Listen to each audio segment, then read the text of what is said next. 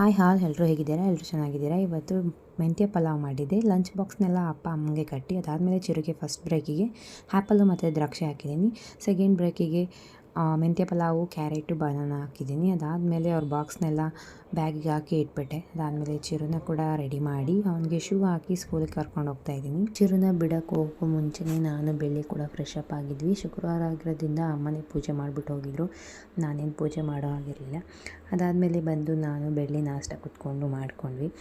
ನಾನು ತಿಂತಾನೋ ಅವನಿಗೆ ತಿನ್ನಿಸ್ಕೊಂಡೆ. ಅದಾದಮೇಲೆ ಒಣಗಿರೋ ಬಟ್ಟೆಗಳನ್ನೆಲ್ಲ ತೊಗೊಬಂದು ಬೇಗ ಬೇಗ ಮಡಚಿಕ್ಕಿ ಅಕ್ಕೋರ ಮನೆ ಹತ್ರಕ್ಕೆ ಹೋಗಬೇಕಿತ್ತು. ಅದಕ್ಕೆ ಮಡಚಿದ ತಕ್ಷಣವೇ ಹಾಗೆ ಬೇರಿಗೆ ಇಟ್ಬಿಟ್ಟೆ.